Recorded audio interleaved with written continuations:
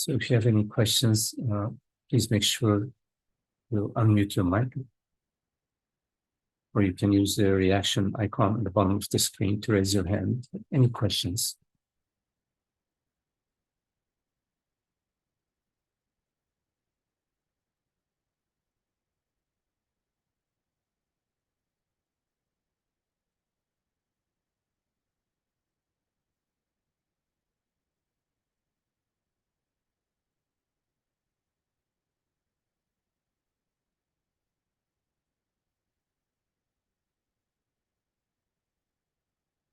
Hi, Carol. I would like a little feedback, but mostly I'd like to share an experience I've had here just recently. I was invited to visit friends in California, and they took me down into Yosemite along these roads with no guardrails. We're looking way down into the vast canyon, into the depth of this thing that I've never seen the likes of.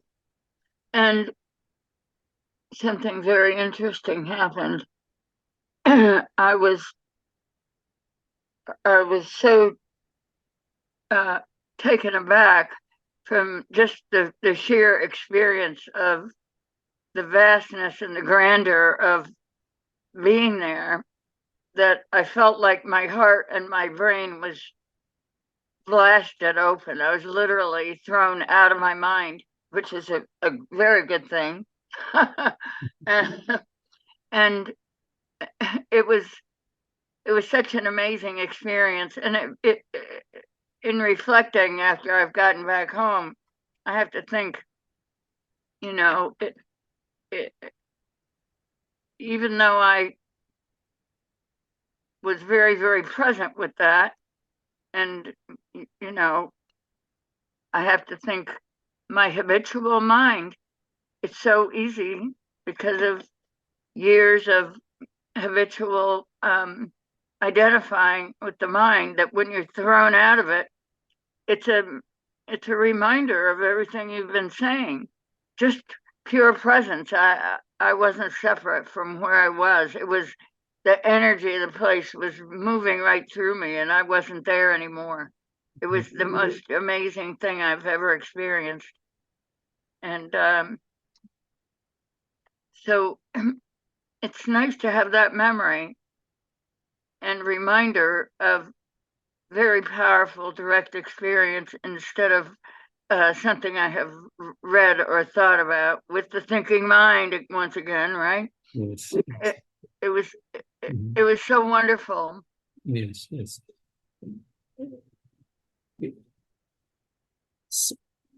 Sometimes it's helpful to also have an understanding as well.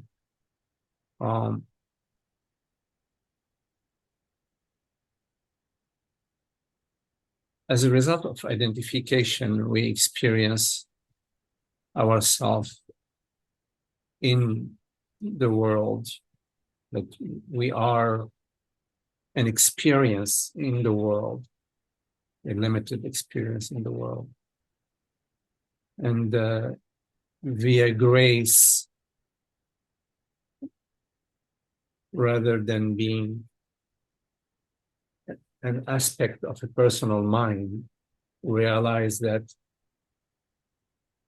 we are this vastness, and the world and the mind are appearing to us. So there is like a sort of a shift from being contained to being the totality, from being limited to being limitless. It's always the case that whatever we're experiencing is limited. If you're experiencing a thought, a memory, sensation, a perception, what you experience is limited. It has a beginning, has an end, has a duration, has a certain shape, a certain form. But it's always the case that you, the experiencer, that which perceives, is not limited. It's actually your experience right now. You are hearing these words. These words appear to you. They appear, they disappear. They have a certain meaning. They have a certain resonance, a certain vibration, and then they dissolve back. But you remain. You are that which, quote unquote, contains, perceives this this sound or this conversation. It's always the case.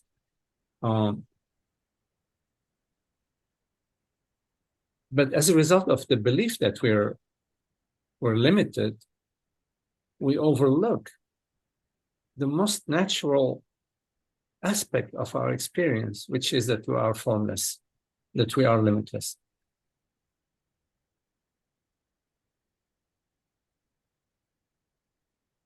And on occasion, we have a sort of a jolt or a glimpse out of being in the car to being this magnificent presence. But in fact, I just wanted to point to you that that's your most common experience, is that you are this presence. It's not a big deal. It's the most normal thing. And freedom, the joy and the freedom of being borderless is our birthright. It's not something so special. Love and peace and freedom and happiness and joy is our self, our true self. It seems to be special only because we have been dominated by the belief that we are limited. It's just a belief. It's not true. We are in a prison. We are prisoners. But our prison has no walls and no gates.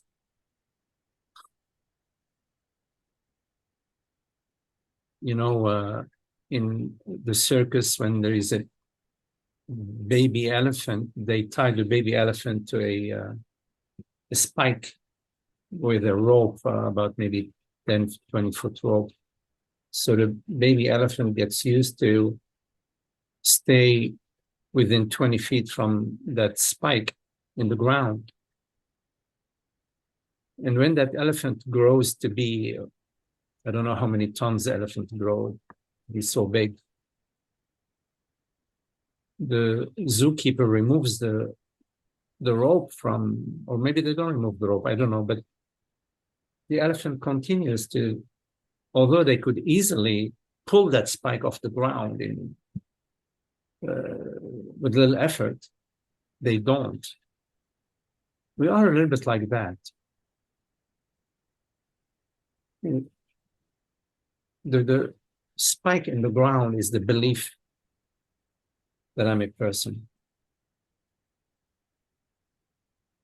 So this beautiful glimpse that you had is wonderful.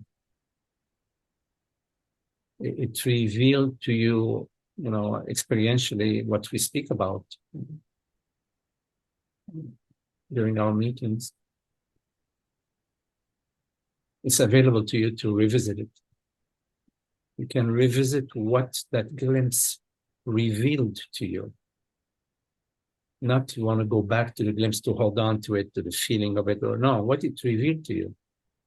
It revealed to you that you are this vastness, right? Yeah, absolutely. And that's yours. That's yours. Wonderful reminder. Wonderful reminder. It's your truth. It's your truth. revealed to you from consciousness to itself. Revealed itself to you, told you, that's what you are, that's what I am.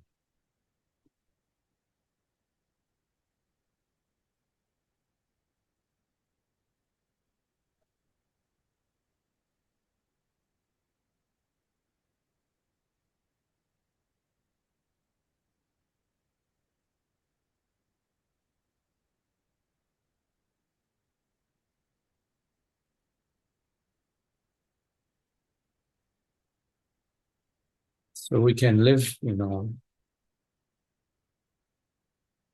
as that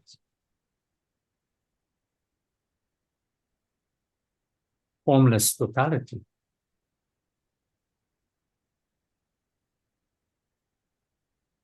And what applies to you applies to others. We all are this formless totality, this universal consciousness.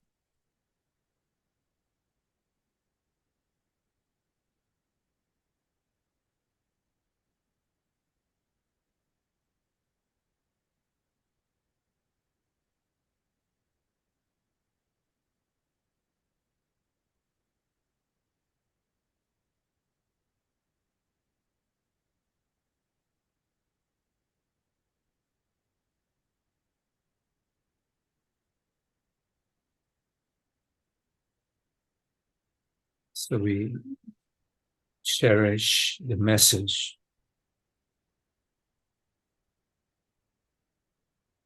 that was revealed to us.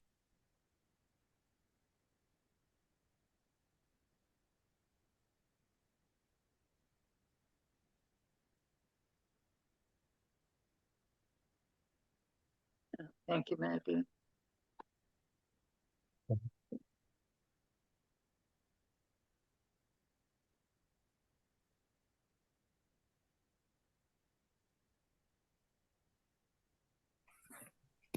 Any questions?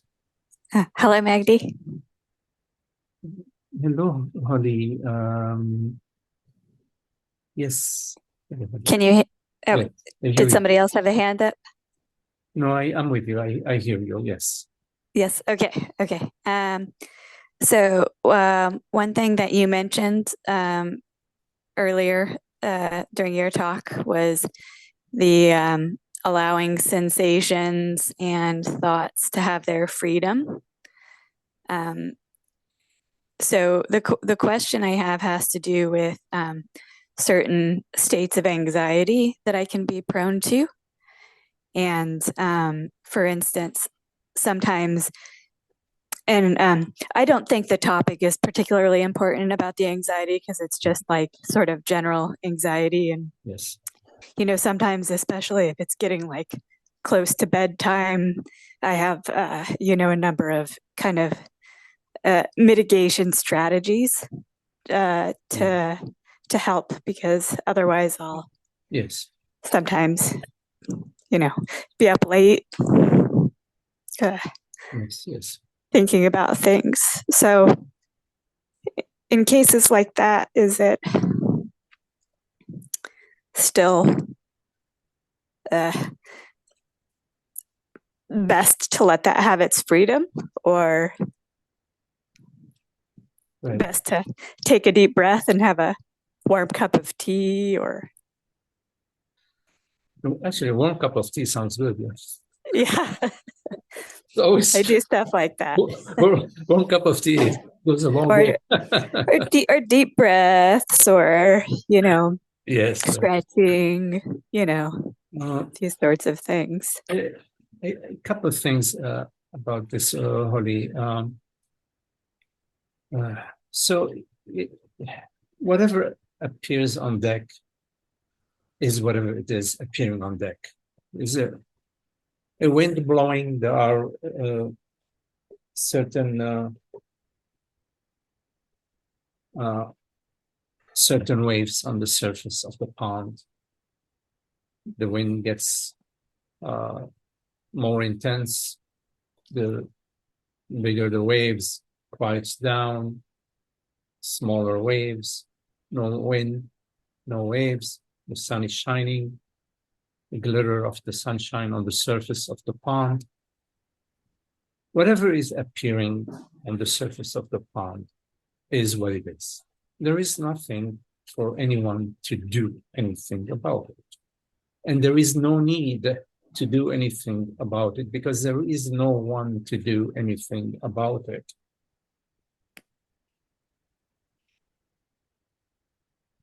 Why is that so? Because anything that's appearing is a universal unfolding. It's not something that this particular person did. It's not something that that particular person did or that you did. It is the entire universe that is collaborating to produce this particular sensation. Now, what is the problem? Well, it feels dangerous to somebody. It feels there's something wrong. It feels there is something off. For somebody, there is somebody who is objecting.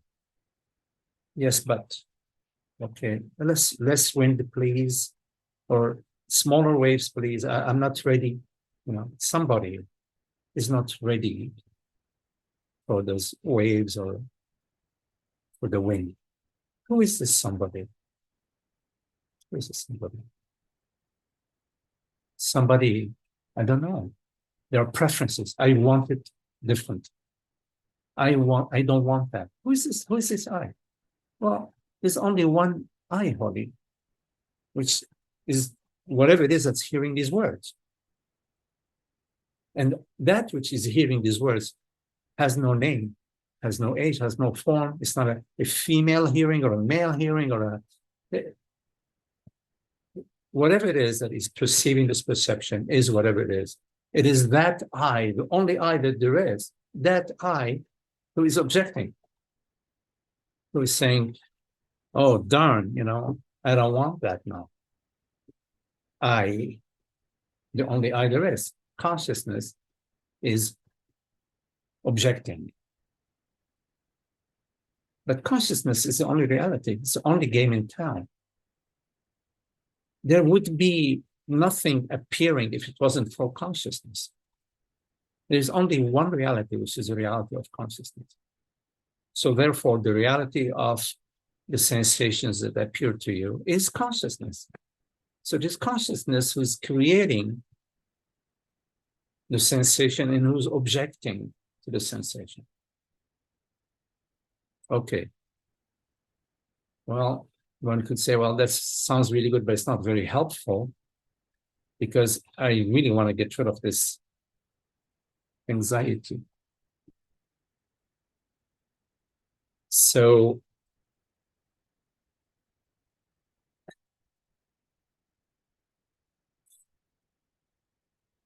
we want to get rid of the anxiety that we are the only reality that there is.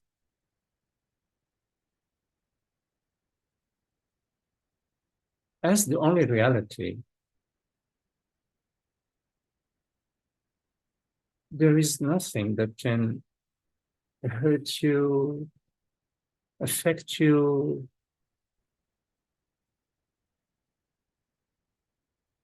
be harmful to you.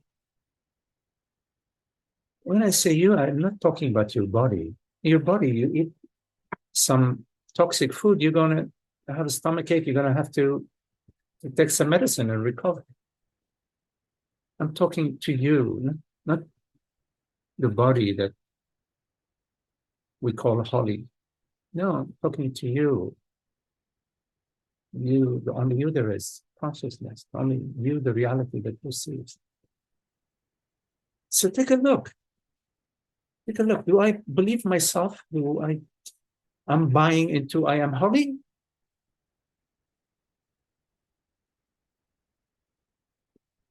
You may say, well, wait a minute, Magdi, I'm asking a question about my anxiety. And you are talking to me about, am I holy? It doesn't seem to relate. Talk to me about my anxiety. Well, the anxiety belongs to holy. It doesn't belong to consciousness. So if you are holy,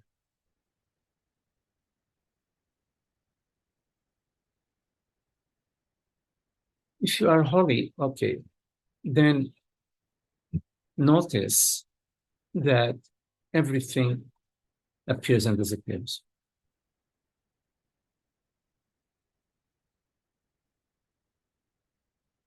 And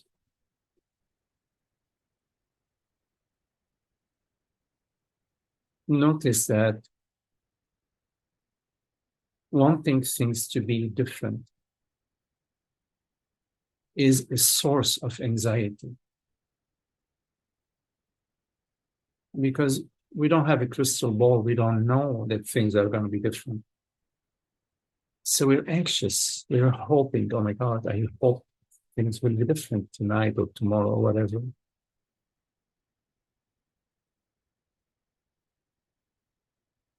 Wanting things to be different is a habit. Anxiety is a habit. You can develop another habit, which is to be still, to be available to whatever is appearing.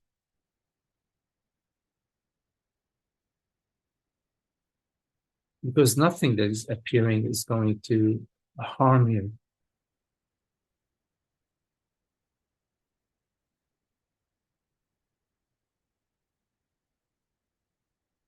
Because the body mind is on a time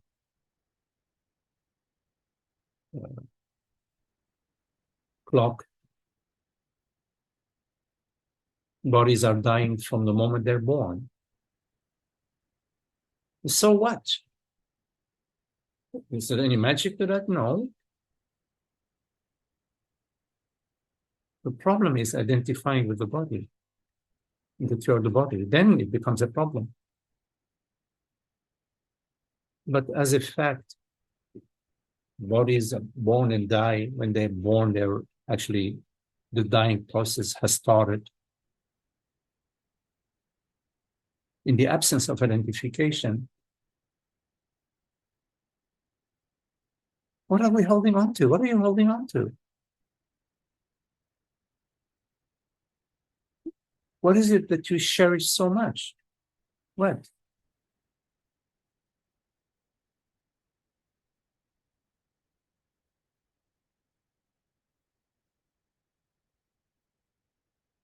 I'm not saying don't enjoy and don't celebrate life. I'm talking about holding on to. You can enjoy life as it happens, the kindness, the sweetness, the friendship, the beauty in life.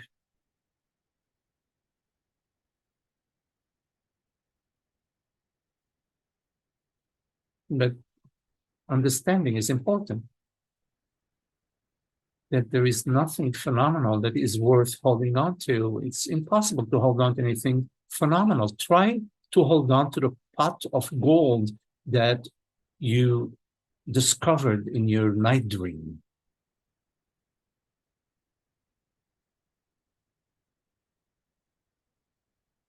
It's a joke.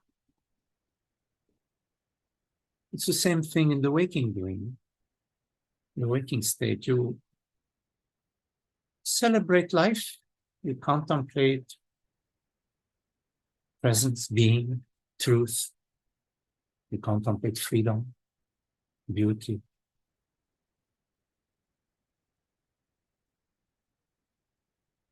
But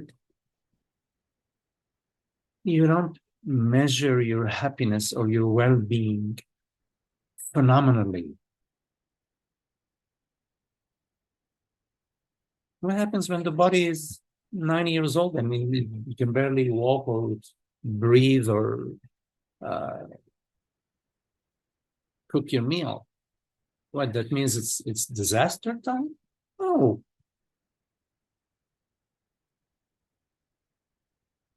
Don't evaluate yourself. Don't measure yourself according to anything phenomenal. This does not mean you don't do your best to improve your life. Of course you do. Improve your relationships, your house, your work, whatever. You do your best. You always do your best, but tranquilo, not without, you do your best from a place that is indifferent. But I'm going to do my best. I'm going to do my best, but I'm not hot after it, Now, in the evening, when we go to sleep, we need to invite both the body and the mind to rest. So consciously, you make your bed, put on your jammies, you lie down, nice comfortable pillow, more or less. It's hard to find comfortable pillows, especially at my age, but so you relax the body and you allow the body to sink. You don't need to do anything. You don't need to attend to anything with your body. But also you need to invite your mind to rest. When you go to bed, this is not a good time to be thinking about anything. To be thinking about tomorrow, but if a thought arises, am I going to remember I need to send a memo tomorrow by 10 o'clock? Okay, write a little note, get up, write a little note, and then so that you can invite your mind to rest. Or you can trust that your mind at 10 o'clock or before 10 o'clock will remind you, hey, don't forget to send that memo. It's 9:30, you need to send it by 10. You can either trust your mind or write yourself a note. But the point I'm making is that you need to invite your mind to rest. So you take a look at your mind. What am I doing? Oh, I'm thinking about this, thinking about that, thinking about this person who upset me yesterday, and thinking, oh my God, am I going to be able to make that sale tomorrow? No, that's not the right time for it. All of that you need to put it away. And now I'm just going to invite the mind to sync with the body, to sync.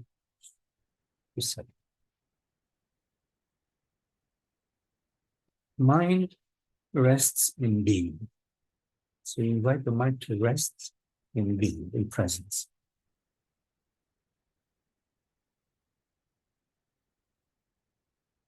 So notice if there are some habitual tendencies to want to think about the entire day or the entire week before going to bed. And it's not the right time to do that.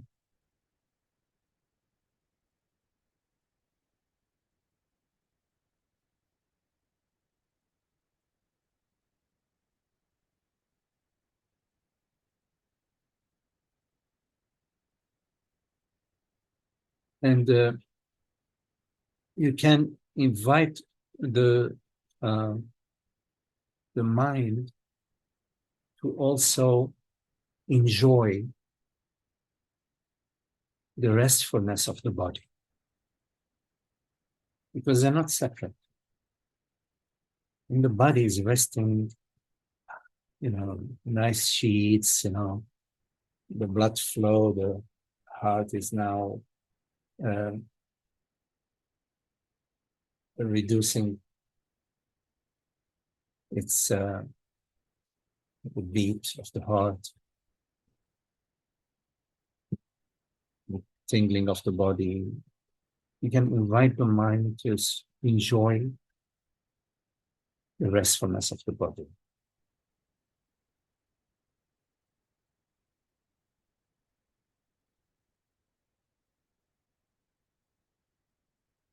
About anxiety, one more thing. Sometimes there are things we need to do, practical things we need to do,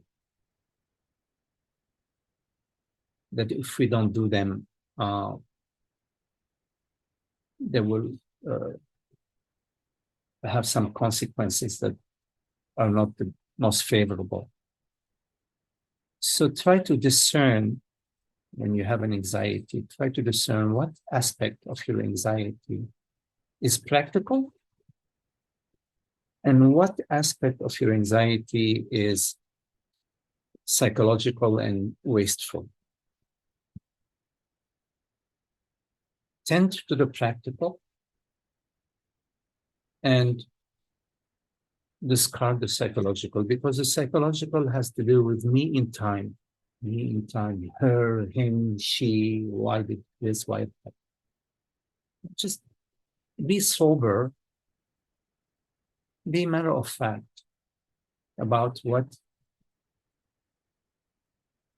is matter of fact things you could do. Do them if possible. If it's not possible, okay, it's not possible. Go with the flow and hope for the best.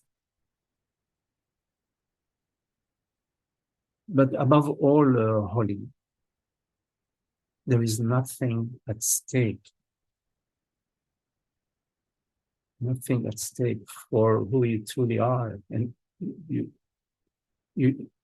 are that which is real. You are not some temporary thing. By you, I mean awareness, consciousness, the reality that perceives.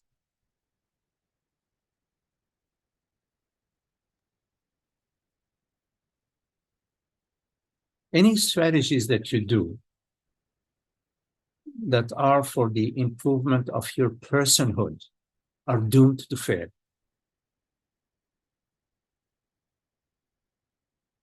Because it is the personhood itself which is a problem.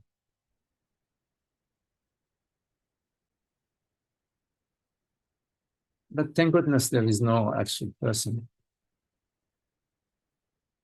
So you're safe. You're good.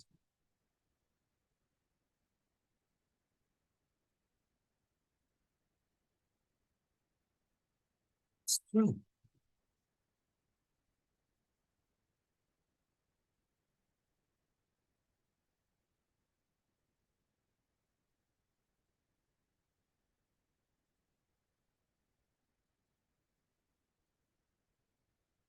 We complicate things.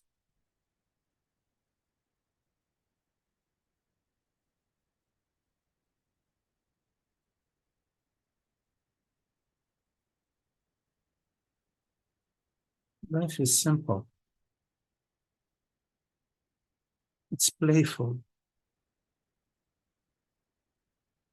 It's not about solving problems, surmounting obstacles.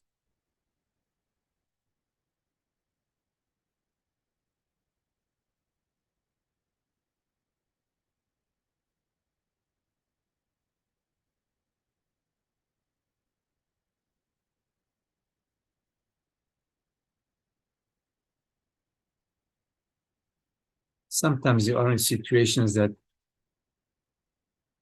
are not pleasant. Maybe there may be relationships that are pain in the butt.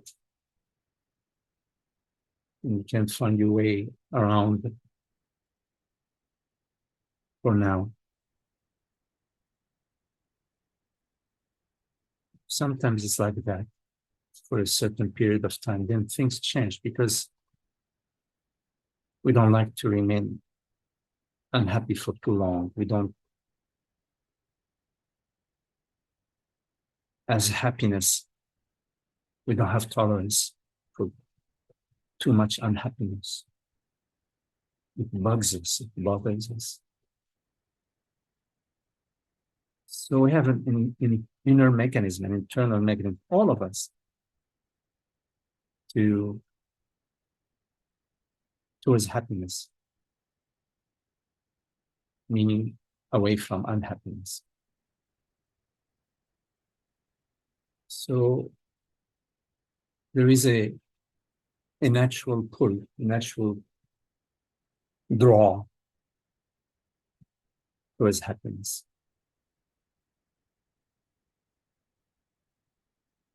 That's operating in our life. We just have to trust it. And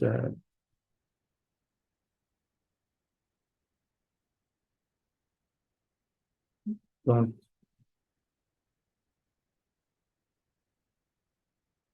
make things too complicated.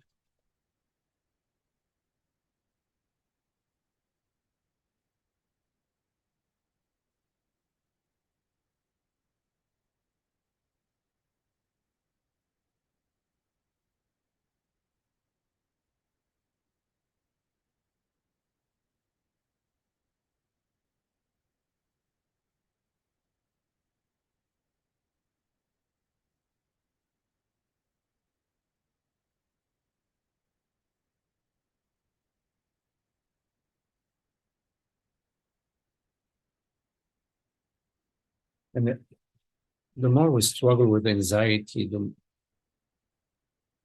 it exacerbates it. Because anxiety is just sensations, bodily sensations with a story.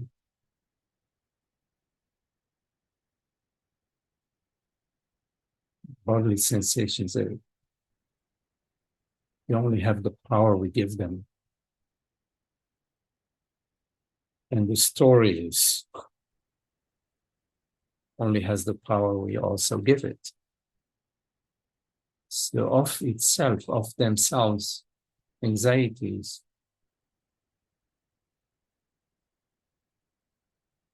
are not a big deal.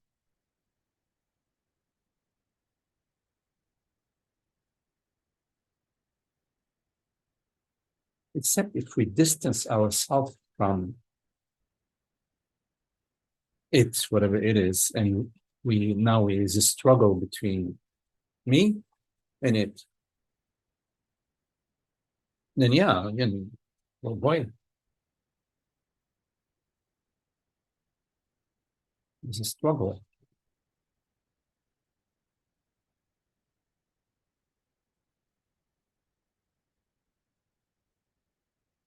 But when you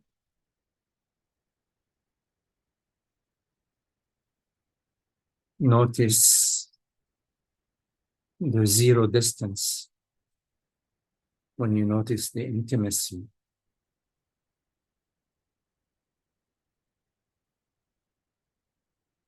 intimacy is love.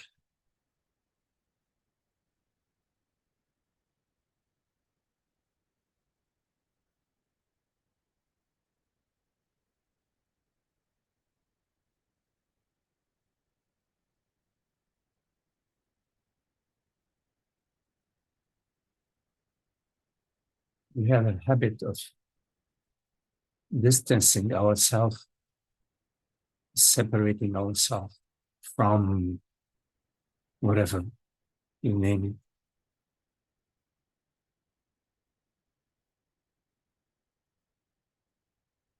But there is no distance.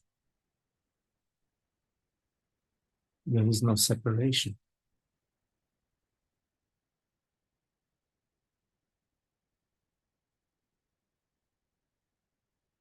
There's nothing apart from yourself.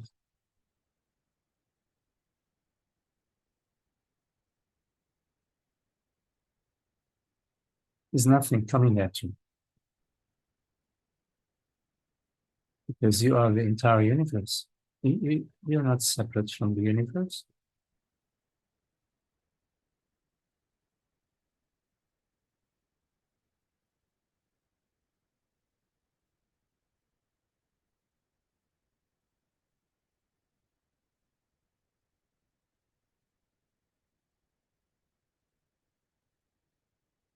this me thing, this limited me thing, is a belief. It's not true, it's not real.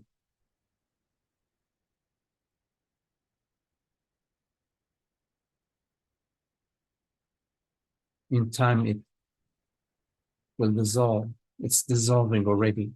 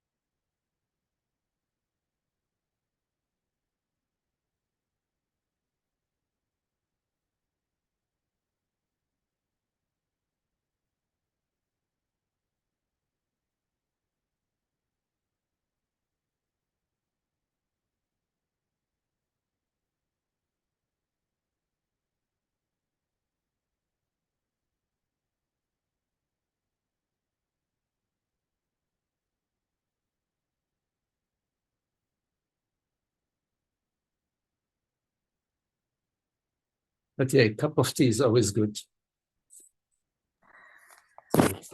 Yes, it is.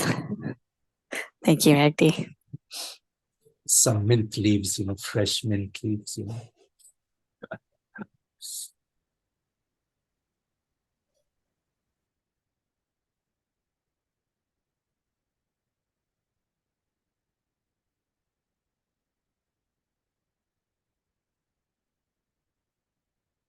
Any questions?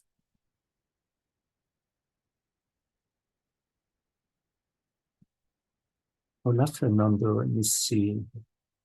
Hi, Magdi. Hello, Fernando. I don't have a question, just a brief comment. For me, the satsang is a reminder of the importance of just being, and just simply being, and also I appreciate your emphasis on effortlessness. I say this because for me it's very difficult to do nothing. I'm all the time busy doing things, and even though I do creative things like painting, music, or writing, but the point is that all the time busy, and I have to make an effort to do things effortlessly. Good luck with that. Okay, so, but no, for me, this is very important, Magdi, just the reminder of simply being and Yes. the emphasis on effortlessness. When you are doing something that you enjoy doing, even if there is effort, internally there is enjoyment because you enjoy doing it. So that's okay. That sort of effort is fine.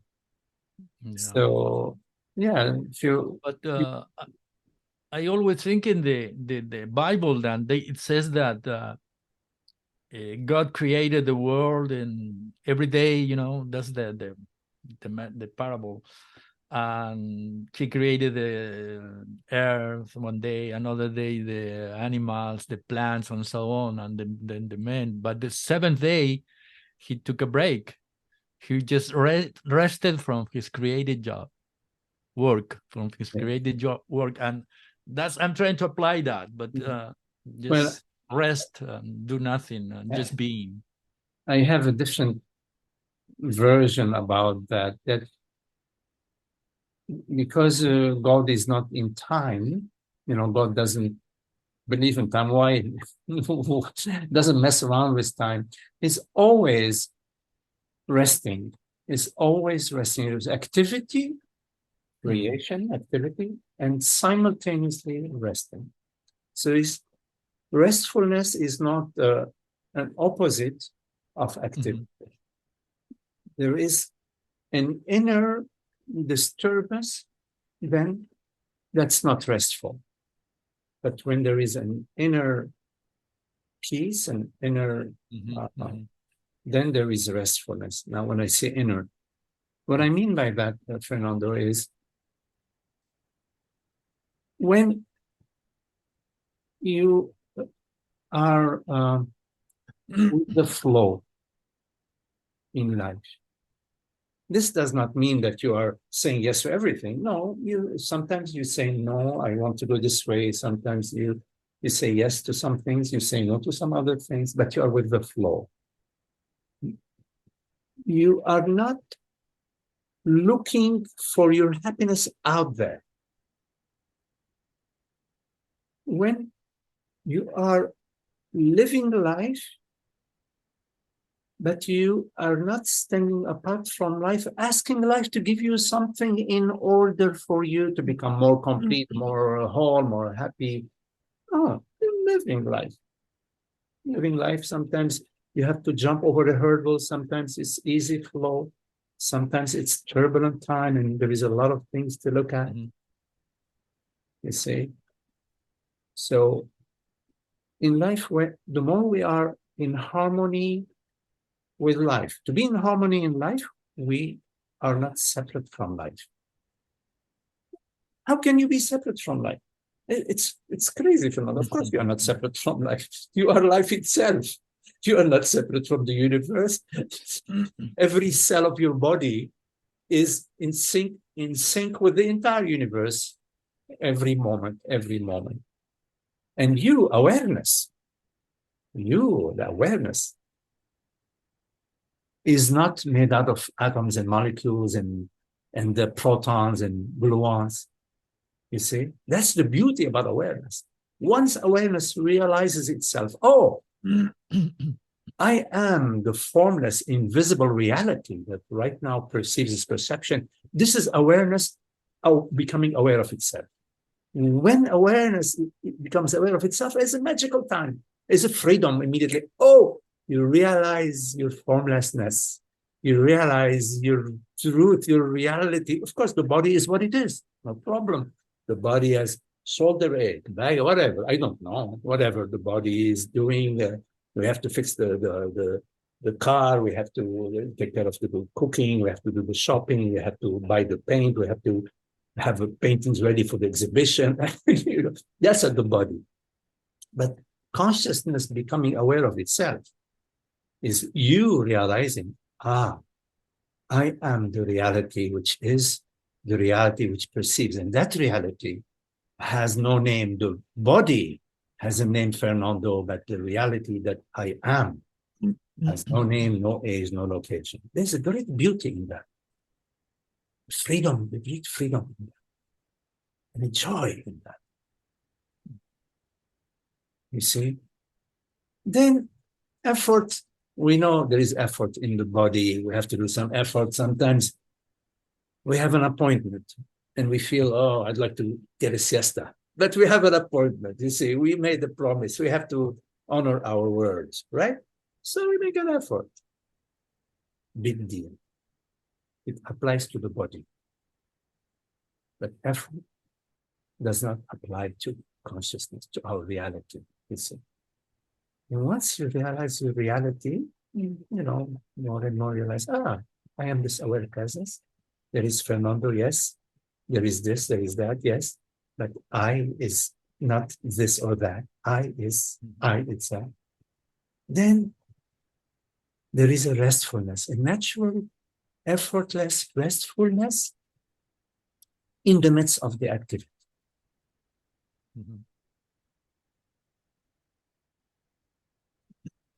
So God, in fact, resting all the time and creating and active all the time.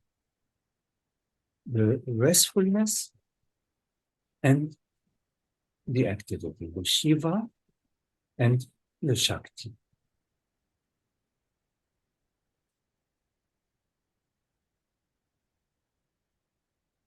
And the peace is in the simple recognition of yourself, the simple recognition of yourself as this formless, borderless awareness. It's so obvious. So obvious. And this awareness is not contained. It's not like, oh, I am inside the body, I'm inside the brain, what's going to happen to me tomorrow? No, things are going to happen to the body, of course. But nothing is going to happen to awareness. You see?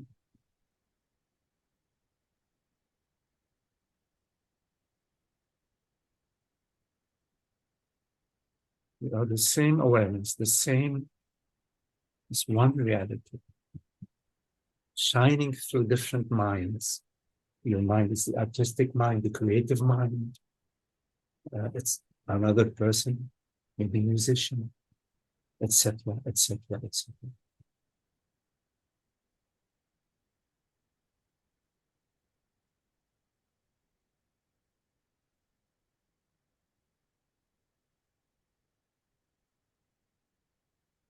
Thank you, Magdi. It's nice to talk to Fernando.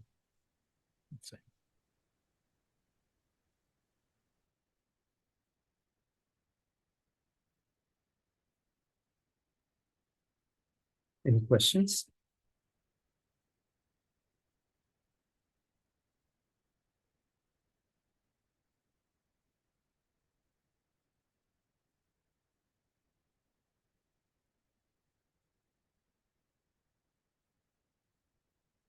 Right. Can I share something, Meg? Oh, sorry. Yes, John. Yes, John. Yes. Yes. I'm sorry. I didn't realize you were Oh, getting ready. okay, okay, I okay. was trying to fiddle with my phone and get the camera on and all Oh, that stuff. okay, okay, okay. Anyway, Yes, please. I really tonight's been very revealing for me, so I appreciate the questions asked and your answers.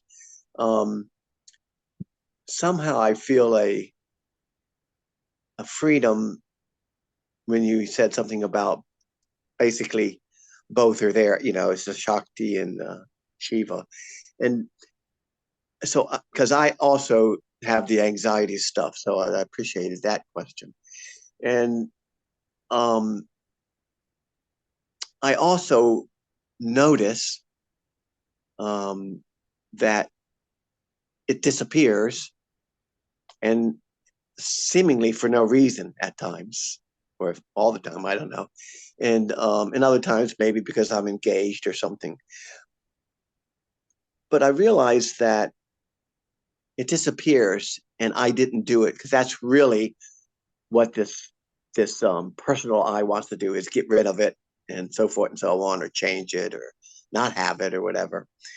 And I do allow it to be, allow it to have its freedom, but there are plenty of times I also am allowing it to have its freedom but want it to disappear at the same time. But I allow that to be also. And anyway, long story short on this is that I'm realizing tonight that the same peace I have that I didn't get on my own through psychological means, or, you know, meditation necessarily, or anything like that, it just is there, and it appears. And so to me, that's who I truly am. That is my true nature, is that peace. And it just somehow has made an impression somehow, maybe in the mind somehow, to have that remembrance that I am who I am, despite the activity that's going on. So I appreciate all of it tonight. Thank you. Yes.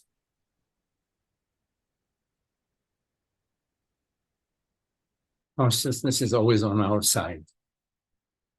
God is love and always loves us, and God's love is infinite. Thank you all. Very lovely to be with you all. And Eric, good to see you, and Fernando, John, Pauline, Holger, Frank, Shelley, Richard, Lynn, hello Lynn, Shiva, salut Shiva. Malcolm, hello Malcolm. David, hi David. D, hello D. And Lobita and Nathan. Sorry if I missed anybody. Thank you all. Very lovely to be with you. Thank you. See you soon. Thanks, Magdi. Thank you, Magdi.